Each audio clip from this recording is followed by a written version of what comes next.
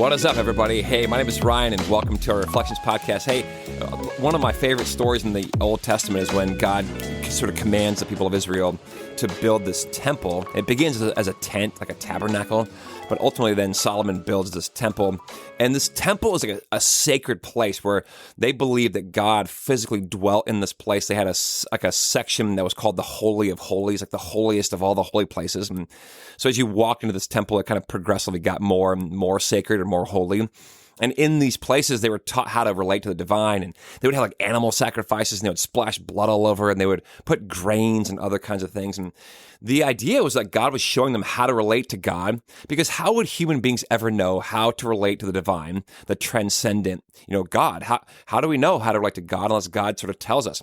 And in the ancient world, the gods didn't usually tell you. But this God, Yahweh, in the Bible, he does. He gives them this explicit instruction how to relate to them. And then, though, not long after Solomon builds this temple, which is beautiful, ornate, they call it the house of God, the dwelling place of God.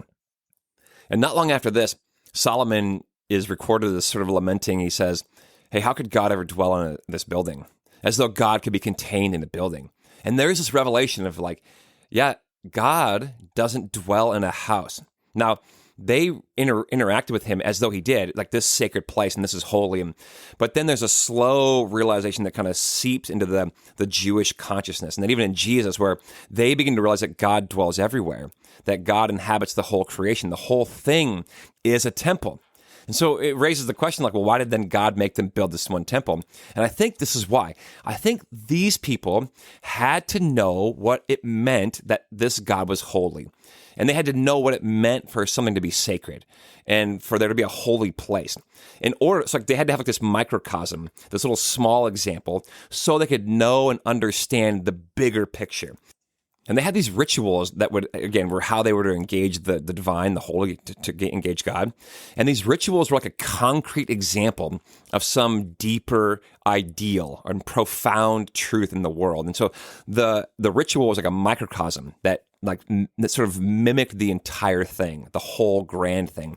And so they had to know, hey, how do you know the whole place is holy, that the whole earth is filled with God's presence? Well, let's make this little spot right there, this little building, and make that place, we'll declare that place holy and sacred, and you'll do these rituals that actually embody or concretize the ideal. So you can know what it means to sin, forgiveness, love, the presence of the divine. And then you can kind of extrapolate that out and have a bigger picture. Oh, actually, this whole thing is a temple. And all that we do in our lives are kind of rituals and interacting with the divine. And it's beautiful. And so, but here's where I think we are today. I think today in 2025, I feel like we have lost so many of these handholds. We've lost this sense of the sacred. Many folks sort of profess atheism, which is, I definitely empathize with them. We favor materialism as a philosophy, and even, we love science, and I do too. But what happens is I think unintentionally have unhooked ourselves from the divine, from the transcendent, these ideas, or even the sacred and the holy. And so we don't know what it's like anymore to have holy or sacred places or holy or sacred things. These things don't really exist anymore because we're like, oh, that's not really a sacred object. That's just a rock. That isn't a sacred place. It's just a building. And I get it. But I wonder if it's not time again for us to re-engage these ideas of like microcosms as sort of a symbol of the whole. And so like, I don't know, on Sunday we had our worship gathering, and look, I work in a church building. I mean, we are the church, but I work in a church building. And I remind folks often, hey, this place is not any more sacred than it is outside. And fair enough, like God dwells outside as much as God dwells in this building. The whole thing is a temple. But on Sunday, I just felt compelled with all the people there. I said, hey, look at me. We're all here. All of our hearts are pointed towards God in this moment. I just gave this sermon. It was maybe a part of the sermon. I said, I want to declare as the pastor, this is a sacred place. And this is a sacred time right now.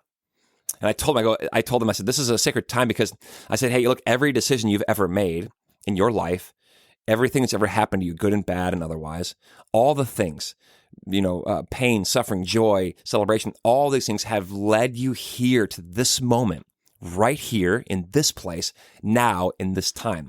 And that makes this a sacred place and a sacred time.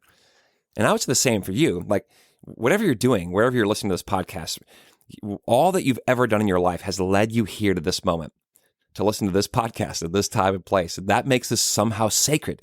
You're kind of joining others, and even Mike and I here in this room. And that makes this, as we turn our hearts towards God and the sacred or the divine, it makes it a holy place and a holy moment.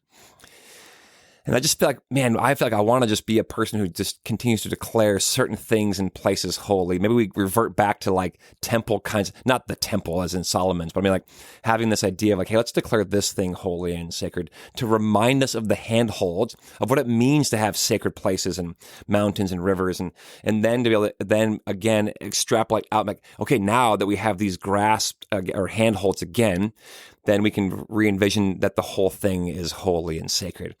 So I don't know, I feel like I want to just be a person who calls people back to the sacred and the holy. Of course, I remember that the whole thing is sacred and holy and that God is everywhere, but maybe we rewind and just remind folks that God is here right now in this place, in this room, in this time, and light a candle or just take a minute and quiet ourselves to then remember this is sacred and reclaim that sacred, divine, holy language, and maybe even have some rituals where we do it at church. We eat bread and wine, and we dunk babies in water and these kinds of things. It's what we're doing. And but maybe as a society, if we can reclaim some of these sacred and holy moments and movements to remind ourselves that, in fact, the whole thing is holy.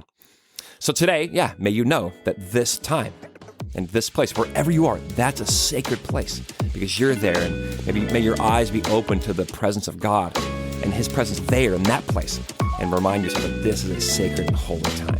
All right, love you guys. Peace.